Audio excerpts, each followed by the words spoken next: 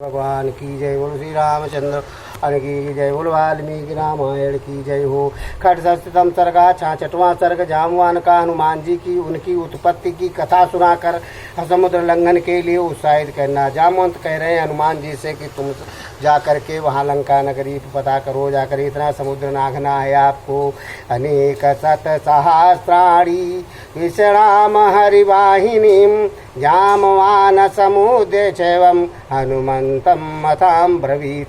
लाखों वानरों सेनाओं को इस तरह विषाद में पड़ी देख जामवान ने हनुमान जी से कहा, वीर वानर लोकस्य सर्वशास्त्र विदाम्बरा, वीर वानर लोकस्य सर्वशास्त्र विदाम्बरा, तूषणी में कांतमाश्रित्या हनुमन किम न जलपसी। वानर जगत के वीर तथा संपूर्ण शास्त्रवेत्ताओं में श्रेष्ठ हनुमान, तुम एकांत में आकर चुपचाप क्यों बैठे हो, कुछ बोलते क्यों नहीं हो। क्योंकि हनुमान जी जाकर एकांत में बैठ के बस शांति से बैठे, देखे हमें कोई याद भी करता है कि नहीं, बोले भी नहीं, किसी पता ही नहीं कहाँ है।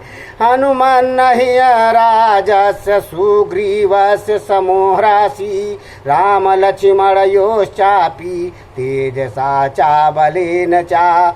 हनुमान तुम तो वानर राज सुग्रीव के समान पराक्रमी हो तथा तेज और बल में श्री राम और लक्ष्मण के तुल्य हो। हरिहष्टो निमिनः पुत्रो वैनतेयो महाबलः, अरिष्ट नेमिनः पुत्रो वैनतेयो महाबलः, गरुत्मानिव विख्याता उत्तमः सर्वपक्षिणाम। कश्यप जी के महाबली पुत्र और समस्त पक्षियों में श्रेष्ठ जो विनीतानंदन गरुड़ है, उन्हीं के समान तुम हो, विख्यात शक्तिशाली हो, तीव्रगामी हो। बताने लगे जामवान की तुम तो तीव्रगामी, बहुत तेज चलने वाले हो, गरुड़ से भी तेज। बहुसो ही मया दृष्टा सागरे समहाबला, भुजंगनुद्धरन् पक्षी महाबाहुर्महाबला। महाबली महाबाहु पक्षीराज गरुड़ को मैंने समुद्र में कई बार देखा है, जो बड़े बड़े सर्पों को वहाँ से निकाल लाते हैं। पक्षयो अर्ध बलम तस्य भुज वीर बलम तवा, विक्रमश्चापि वेगश्च नाति तेन पहीयति। पक्षयो अर्ध बलम तस्य भुज वीर बलम मता, विक्रमश्चापि वेगश्च नातेनेनापहीयते। उनके दोनों पंखों में जो बल है वही बल वही पराक्रम तुम्हारी दोनों भुजाओं में भी है, इसलिए तुम्हारा वेग और विक्रम भी उनसे कम नहीं है। ये जामवंत कह रहे हैं हनुमान जी से कि तुम्हारा भी बल गरुड़ के पंखों से भी कम नहीं है। बलम बुद्धिश्च तेजश्च सत्वं च हरिपुंगवः, बलम बुद्धिश्च तेजश्च सत्वं च हरिपुंगवः, विशिष्टं सर्वभूतेषु किमात्मनं च सज्जसि। वानर शिरोमणि तुम्हारा बल बुद्धि तेज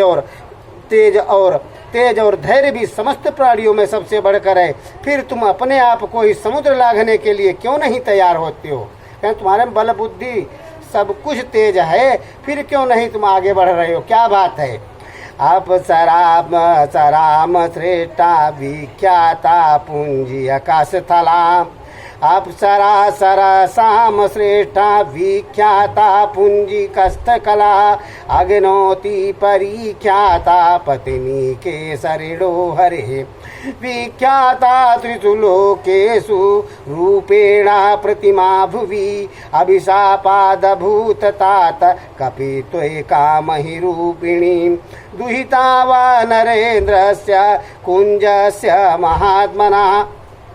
वीरवर तुम्हारे प्रादुर्भाव की कथा इस प्रकार है। पुंचिकल कस्थला में नाम से विख्यात जो अप्सरा है वो समस्त अप्सराओं में अग्रणय है। तत्तात एक समय सापवश कपियोनि में अवतीर्ण हुई, उस समय कपियोनि में अवतीर्ण हुई। उस समय वह वानर राज महामनुष्य कुंजर की पुत्री इच्छा अनुसार रूप धारण करने वाली थी।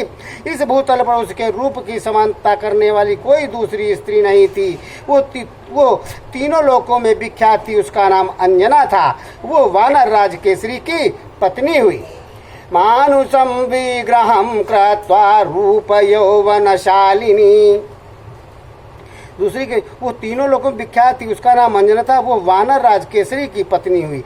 मानुषम विग्रहम कृत्वा रूप यौवनशालिनी विचित्र माल्य भरणा कदाचित जौमही आधारिणी अचरत पर्वतस्याग्रे प्रावंग बुद्धि सन्निभे। एक दिन की बात है, रूप और यौवन से सुशोभित होने वाली अंजना मानवीय स्त्री का शरीर धारण करके वर्षा काल मेघ की भांति श्याम कांति वाले एक पर्वत शिखर पर विचर रही थी। उसके अंगों पर रेशमी साड़ी शोभा पाती थी। वो फूलों के विचित्र आभूषणों से विभूषित थी।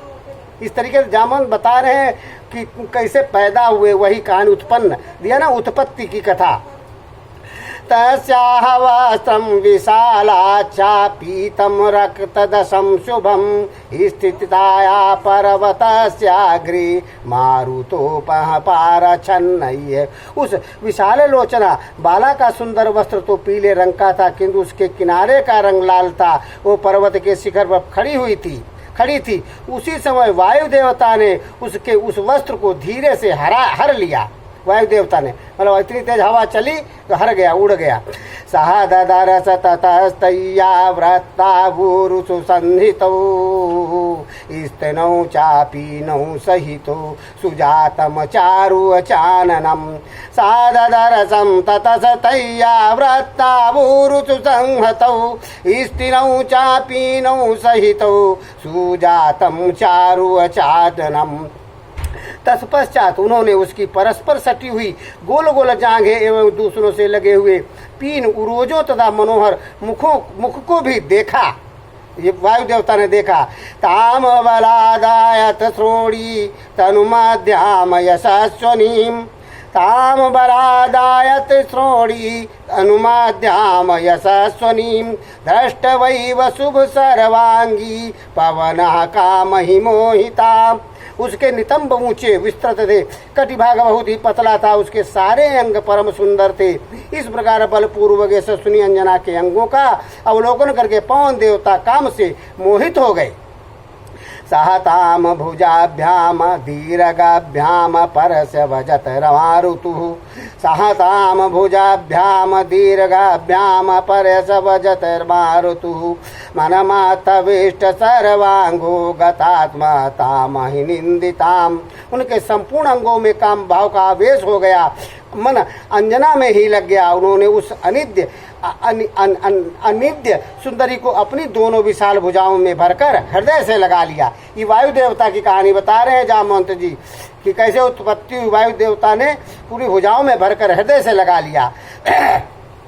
सातु तत्रैव समभ्रांता सुव्रता वाक्यं ब्रवीत। एक पत्नी व्रतमिदं को नासायुतमेच्छति। अंजना उत्तम व्रत का पालन करने वाली सती नारी थी, अतः उस अवस्था में पढ़कर वो वहीं घबरा उठी और बोली, कौन है मेरे इस पतिव्रत का नाश करना चाहता है।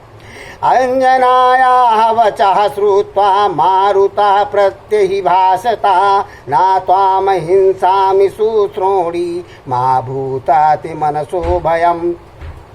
अंजनया वचः श्रुत्वा मारुतः प्रत्यहिभासता न त्वां हिंसामि शुश्रोणी मा भूतति मनसो भयम्।